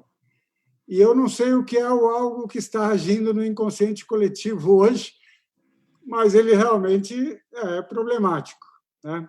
O Fábio sabe, Fábio, o que está atuando nesse inconsciente? Eu tenho 2 campos de estudo. Meu mestrado foi sobre fascismo e o doutorado sobre Palestina. Eu voltei, inclusive, a pesquisar fascismo em decorrência da atual conjuntura, né? Eu tenho escrito muito sobre isso. Dizer que eu sei é muita presunção, eu posso falar de suspeitas. Eu acho que todos nós devemos ler o livro Engenheiros do Caos. Engenheiros do Caos, ele dá conta, em grande medida, dessa angústia, professor Nasser. Essa angústia, e a chave é essa mesmo, não tem? A chave é realmente há uma mobilização do medo, há uma mobilização do ódio, há uma mobilização da nossa condição humana, de um tempo no qual nós vivemos muito frágeis em relação a um meio ambiente que colapsa, a uma pandemia que surge, a um discurso do ódio que toma tudo de assalto. que são forças que é uma questão ética e humana. Todo mundo sabe que o fascismo é eficaz. Todo mundo sempre soube que o fascismo é eficaz. Mas havia um pacto social que botou uma pedra em cima e colocou essa forma de fazer política no lixo. E, lamentavelmente, esse pacto não foi respeitado. As forças da extrema-direita que eram residuais voltam com muita força no novo milênio por justamente terem rompido esse pacto. Se você ficar bombardeando uma população por meio de canais direcionados, Big Data, enfim, questões do marketing digital, né? Se você ficar mobilizando por meio dos medos que cada um de nós sentimos, como foi a campanha pelo Brexit, foram disparados, segundo esse livro aí, 1 bilhão quase de mensagens personalizadas, com base nos medos, nas angústias. Isso é ético numa ação política? Não, isso não é ético. Assim, é óbvio que nós podemos, em defesa da causa palestina, você pode resgatar que nem os porcos fizeram. Por que os porcos chegaram no poder e exterminaram milhões de judeus? Porque mobilizaram o imaginário coletivo, o medo, anti-judaísmo, antissemitismo. Nós vamos fazer isso? Jamais. Ou a gente defende uma causa humana e humanitária, ou a gente se mistura aos porcos. A questão é que a gente está vivendo um outro paradigma no qual o pacto social está totalmente esgarçado. Isso, professor, que você coloca dessa bandeira, eu gostei da tua fala, né? Esse imaginário que a gente tem do outro como um sujeito religioso, um doutor em teologia, um sujeito altamente consciente das suas escolhas, mas ao mesmo tempo a gente se depara com essa horda, né? Sentido freudiano mesmo dessa horda primitiva. E é isso. A análise do eu, psicologia de massas, né? Essa horda, ela vem sendo formada, e é impressionante que do Iapoque ao Chuí no Brasil, você vai conversar com as pessoas, você percebe que são os mesmos mitos. São as mesmas asneiras. É uma realidade completamente paralela. E eu fico, às vezes, indignado, porque eu fico pensando como era um café na Alemanha nazista, no qual pseudo-intelectuais faziam gracinhas sobre o protocolo de Sábio de Sião. Devia ser muito engraçado à época dizer, nossa, como os nazistas são imbecis, como eles são idiotas, que nem é um grande extrato da intelectualidade pseudocrítica que continua ridicularizando o Bolsonaro. Quem é o governo? Quem faz todas as cagadas do mundo imagináveis e não imagináveis e ainda assim continua com 1/3 de apoio da população? Somos nós? Não somos. Assim como o nazismo, aos olhos daqueles intelectuais, podia parecer absurdo e hilário, por uma arrogância, nós não podemos mais nos dar esse luxo. Eu acho que a gente tem 2 saídas. Uma já apontada pelo professor Nasser. Autocrítica profunda e sincera. Em todas as dimensões, seja na causa palestina, seja na análise da política brasileira, seja na análise da política internacional. Nós precisamos nos conectar novamente com os fatos, ter a honestidade e a decência de falar aqui nós erramos, precisamos avançar aqui. Não é feio, a gente precisa fazer uma autocrítica. Esses caras chegaram onde chegaram por mérito deles e também por falhas nossas, é evidente. Seja o Estado de Israel, que continua mantendo o apartheid, seja essa manifestação sombria, né, na política nacional. Mas, ao mesmo tempo, a gente tem que ter um esforço de compreensão profunda. E a sua fala, Walid. Os dois, cada um do seu modo, já trouxe. Ou a gente volta a, como você disse, deixar um pouquinho de lado a lata, deixar um pouquinho os memes, volta a fazer um esforço de compreensão. Mas daí o professor Nasser falava da narrativa. Uma coisa é a compreensão, outra coisa é a narrativa. Nós vamos falar entre intelectuais ou nós precisamos nos conectar com o povo, com a massa da população? Nós precisamos entender quais são essas angústias, e, em vez de potencializar o medo e o ódio, é dizer, vem cá. Eu ia falar, professor Nasser, o título do livro do Vittorio Arrigoni, aquele ativista italiano assassinado em Gaza, Stay Human. permaneça humano. O nosso esforço político, intelectual, humano, é esse, é rehumanizar. Nós precisamos nos rehumanizar aos olhos dessa população que passou a ver em nós um inimigo e sequer nos escuta. Nós fomos palestinizados no Brasil e no mundo inteiro. Então, esse paradigma aí, de novo, né, esse lado sombrio da modernidade, que, claro, Israel é o paradigma de como você mente por 60 anos que você é a única democracia do Oriente Médio, enquanto por 60 anos você pratica apartheid e limpeza étnica. É claro que a bandeira de Israel tem que estar sendo carregada, porque é um modelo de como você reivindica um discurso humanitário e pratica a barbárie. Para a gente conduzir o debate para... Nós, na verdade, poderíamos continuar debatendo por bastante tempo, porque o povo está conosco aqui, paciente de um jeito inacreditável. Mas, obviamente, são 21h07 já, e vamos tentar caminhar para um encerramento, mas eu gostaria de deixar a porta aberta para a gente retomar isso em outras formações, etc. E para a gente concluir, nós falamos tanto das dificuldades e também, de um certo modo, conduzimos agora a conversa para, mais ou menos, concluir que chegar ao entendimento de que nós temos que falar para mais gente. Até porque as pessoas não são intrinsecamente voltadas para promover as tragédias e as desgraças. A impressão que eu tenho é que nós estamos falando também para nichos, nós estamos falando para nós mesmos e nós não deveríamos falar para nós mesmos. Nós precisamos falar para mais gente, de todas as classes, inclusive, de todas as formas de pensamento, porque as questões bem colocadas podem mover a roda da história de um modo mais generoso. Mas a gente poderia encerrar esse debate com, talvez como considerações finais, se a Palestina tem esperança nisso tudo. Diante desse acordo do século, há esperança para o povo palestino ou o povo palestino está fadado a ser aquele povo que vai ser dizimado para que o precedente da limpeza étnica, para que o precedente do apartheid e que para o precedente da máxima ditadura global se realize. Há esperança dos palestinos superarem isso?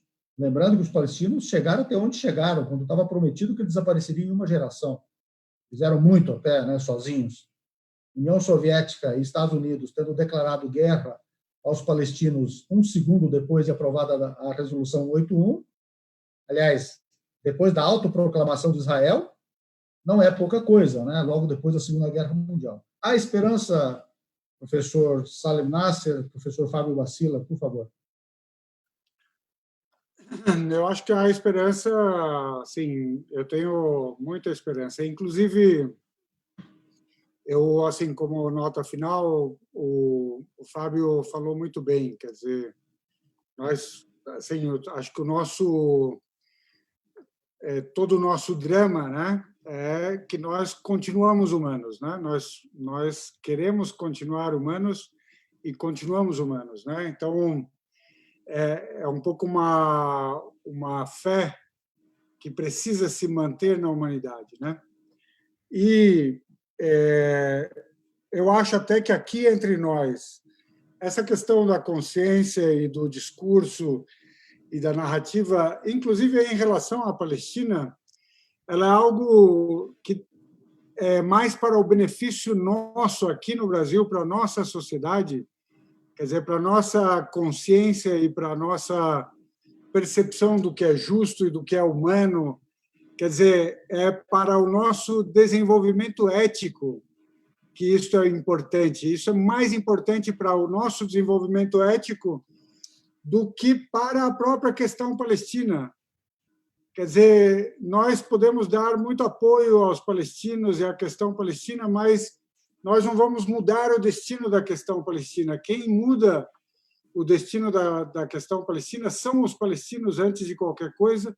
Claro que todo o apoio que eles tiverem do mundo será muito bem-vindo, inclusive da sociedade brasileira, por causa dessa consciência da injustiça que se abate sobre os palestinos, mas os palestinos, para eles, eu acho que há esperança por duas razões. Uma é eles permanecem, eles são resilientes, eles continuam, e eu acho que esta continuidade, ela por si só, já cria a oportunidade para que a permanência de Israel, tal como é hoje Israel, um Estado exclusivista, racista, do apartheid, segregacionista, de ocupação, que ele desapareça como Estado por causa da resiliência dos palestinos e por causa desse apodrecimento interno, certo? Isto é algo para que chamam a atenção os próprios israelenses que pensam o assunto e pensam criticamente sobre isto. Se não for assim, se não for pelo simples fato da permanência e do desabar, digamos, de Israel tal como ele é hoje, o fato é que as forças na região estão mudando, a distribuição das forças na região é diferente hoje, e ela é diferente do que era há 15 anos e do que era há 20 anos, e ela é bem diferente, bem diferente. Então, há uma resistência em várias formas que cresce e se fortalece no Oriente Médio e que, se ela continuar nesse curso de fortalecimento e se os Estados Unidos continuarem nesse curso de enfraquecimento ou de loucura, chamem como quiser, o balanço de forças pode mudar as coisas mais para frente. E eu acho que, se isso acontecer, vai acontecer, digamos, a favor dos palestinos. Por que eu falo em mudança de balanço de forças? Num espaço de poucos meses, só para dar esse exemplo, para dizer, num espaço de poucos meses, os iranianos derrubaram um drone americano que custa $200 milhões e nada aconteceu. Depois eles retalharam os Estados Unidos atacando uma base dos Estados Unidos no Iraque e nada aconteceu. E agora eles acabaram de mandar 5 navios com gasolina e outros equipamentos para a Venezuela, rompendo o embargo imposto pelos Estados Unidos, e os navios chegaram e nada aconteceu. Isto, se a gente se referir à linguagem das ruas, quando você é o valentão do bairro e alguém te desafia uma vez, e 2 vezes, e 3 vezes, e não acontece nada, certo? O pessoal no bairro começa a entender que você talvez já não seja o valentão. Isto muda, e isto é de grande importância, né? Então, sim, eu tenho esperança, sobretudo porque eu tenho esperança, digamos, no nosso senso de justiça como seres humanos, né? Então, o bairro Palestina tem solução, né, professor? Porque o valentão está meio perdidão lá. Certamente. Fábio, fala para nós desse bairro Palestina, dessa esperança toda, por favor. Eu vou falar de uma forma que eu vou te cutucar, Walid. Eu vou usar uma referência aqui que você vai pular da cadeira. Eu vou usar Margaret Thatcher para responder você. Agora que ela caiu em desgraça na Inglaterra? Pouco importa. Margaret Thatcher estava certíssima. Ela só errou o objeto ao qual ela se referiu. Não há alternativa. Tem que haver esperança. Eu acho que essa pergunta... Eu me curvo a ela, então. Não, a gente não pode nem formular essa pergunta, porque se não há esperança para a causa palestina, não há esperança para a causa humana. Debater Palestina, e você me conhece, sabe que a minha abordagem é essa. Eu nunca debati causa palestina, porque meus bisavós vieram de Nazaré. Eu sempre debati Palestina pelo horror que eu sinto com a tragédia, a barbárie. Qualquer atrocidade, assim como o nazismo, assim como os Estados Unidos, assim como determinadas passagens da União Soviética, eu não consigo ficar simplesmente ignorar isso. Então, a causa palestina é uma causa humanitária e de direitos humanos. De novo, Richard Falk, se não houver esperança para a causa palestina, não há esperança para o gênero humano. Se o atual modelo de Estado de Israel continua, a gente vai seguindo cada vez mais para o abismo e a gente está caminhando, correndo coletivamente para o abismo. O Estado de Israel já não é mais aquele pária. O Estado de Israel hoje conta com o apoio da maior potência do mundo, do governo da maior potência do mundo, para fazer um plano abjeto, um plano que é uma caricatura do colonialismo do século XIX. Quem de nós imaginou que isso ia acontecer nesses termos? Tá certo? Então, a causa palestina tem que se manter. Eu concordo, professor Nasser. Concordo, ali. A resiliência do povo palestino que perdura, persiste apesar de toda a barbárie. E vamos lembrar que o Mandela e o Tutu falavam que o apartheid na Palestina é pior que o apartheid na África do Sul.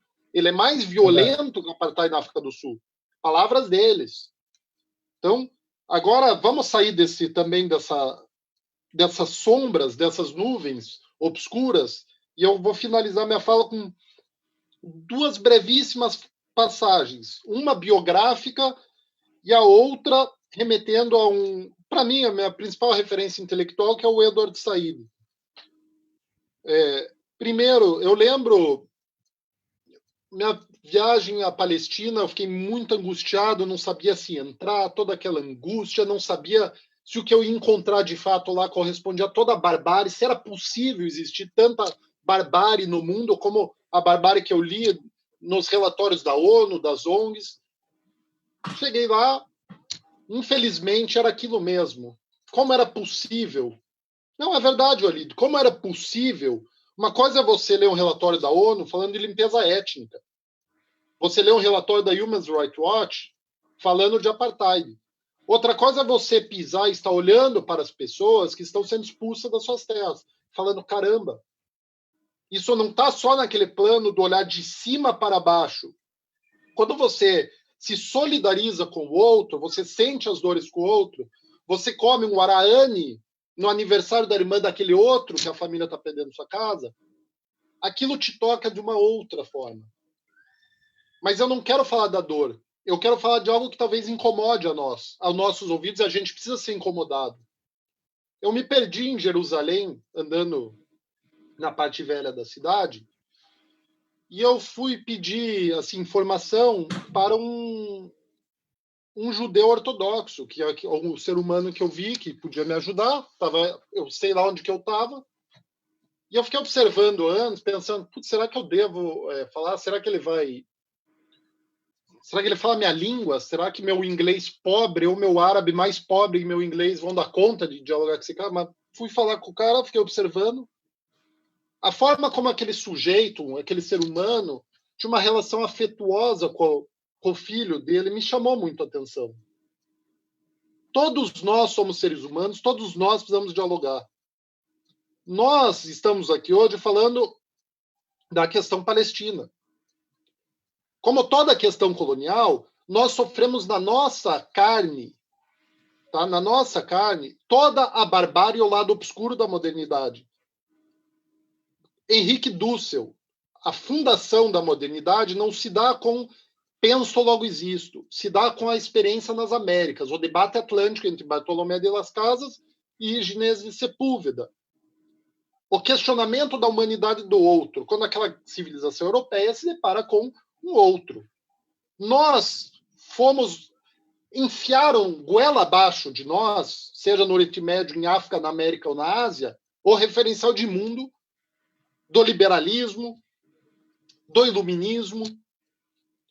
O que nós, que fomos obrigados a engolir esse referencial de mundo, sendo a vítima desse mesmo discurso, o lado obscuro da modernidade. Então, eu acho que a gente tem o dever humanitário de humanizar os nossos opressores. E foi essa reflexão que eu tive em Jerusalém. Esse cara, do jeito que ele é meu filho, ele tem que aprender que, assim como eu tenho que aprender, que não é a veste, não é o credo, não é a identidade política, é a condição humana. Mas agora eu vou me remeter a um sobrevivente do Holocausto, Rajo Mayer. Esse tem que ser lido. The End of Judaism, o final do judaísmo. Quando ele vai fazer um paralelo entre a vida dele em Auschwitz e a Palestina.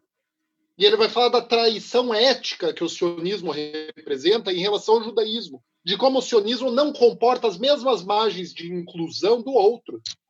Claro que o judaísmo, se você lê, assim como o cristianismo, devido a essa mesma herança do islamismo, ele tem aquela margem que dá vazão, que é o livro dos reis, tá? Mas ele também tem o livro dos profetas, que inclui o outro. Esse outro, ele precisa ser valorizado como um outro. Então a gente tem que sentar e dialogar com os nossos, tem que dialogar com aqueles que nos odeiam.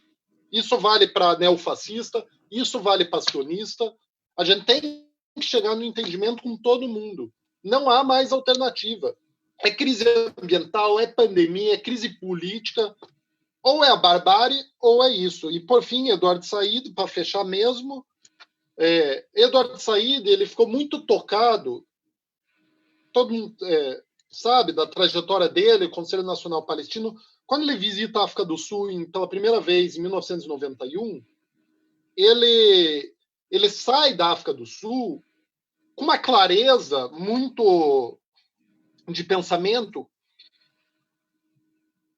que o leva, então, a defender, ao longo de toda a década de 90 até a sua morte, que a África do Sul, a luta contra o apartheid da África do Sul, revigoraria o movimento palestino como um movimento do gênero humano. E ele questionou Mandela, numa conversa que eles tiveram, como que nos anos 70, 80, o movimento anti-apartheid se manteve firme, porque eles eram chamados de terroristas, eles não tinham apoio, eles estavam isolados, a maioria estava no exílio. Não é. Na prisão, mortos. E o Mandela respondeu que isso marca a trajetória final do Eduardo Said, que é o apego aos princípios morais. Eles não moveram uma palha da crença deles de que naquela terra era um homem, um voto. Uma mulher, um voto. Um ser humano, um voto. Isso os levou a superar essa resiliência que o povo palestino tem. O apartheid se torna a grande bandeira humanitária dos anos 70 em diante. Mas é na Palestina, é no movimento palestino, que é a meca, vamos colocar assim, dos movimentos de libertação, dos movimentos anticoloniais. A Palestina conecta os diferentes movimentos a nível do globo. Conecta por quê? Por essa dimensão humana, desse outro colonizado e violentado. Então é isso que eu quero, quero trazer. Vamos ter esperança e vamos cumprir essa função que a gente tem de humanizar o neofascista, o sionista, dialogar, ouvir, reconhecer aonde a gente precisa reconhecer nossos erros, tá certo? E eu acho que é isso que eu penso. A gente não vai perder a esperança, porque se a gente perder, a gente vai perder a vida coletiva, a vida humana. E é isso, não há alternativa. Perseverar, acreditar, dialogar, humanizar a si e ao outro. Muito bem. Professor Salem Nasser, professor Fábio Bacila, muito obrigado. Vocês não têm ideia do quanto esse debate foi valioso para o Brasil e para a Palestina e para o mundo, para as nossas comunidades. Quero aqui agradecer muito a juventude árabe palestino-brasileira Sanaúd, Voltaremos, que tem nos ajudado a, nessa live, veiculá-la nos seus canais. Agradecer a todos os coletivos palestinos no Brasil que estão assistindo, que estão veiculando e que ajudaram a divulgar. Quero agradecer muito também a Muhammad Abu Ali, de Foz do Iguaçu, da nossa comunidade palestino-brasileira de lá, que está nos garantindo essa transmissão. Quero também deixar um afetuoso agradecimento à nossa assessoria de comunicação, ao Matheus e ao Marcelo, que nos ajudaram a produzir tudo isso e a divulgar. Enfim, E dizer que a Federação Árabe Palestina Brasileira é uma entidade geral, apartidária, não tem uma visão ideológica em princípio, mas tem uma visão de mundo humanista, anti-supremacista, somos anti-imperialistas, somos pela liberdade dos povos, pela democracia, pela justiça. Não há paz no mundo sem justiça aos povos, sem soberania. E esta é a postura da FEPAL, sempre pluralista, aberta a todos e a todas, para um amplo diálogo palestino que se soma ao amplo diálogo humanitário que precisa governar o mundo. Nós sempre temos dito, e eu acho que vale a pena encerrar assim, a questão palestina é um precedente. Se o precedente triunfar na Palestina, a humanidade corre o risco de desaparecer enquanto humanidade propriamente. E nós não podemos permitir que isso aconteça. E se a nós, palestinos, continuar lutando sob todo esse sofrimento para libertar a humanidade deste perigo, nós o faremos. E se Deus quiser, e se nós lutarmos muito para isso, nós conseguiremos libertar a Palestina e libertar o judaísmo do sionismo. É isso. Boa noite a todos. Muito obrigado e até a próxima live, se Deus quiser. Um abraço. Obrigado.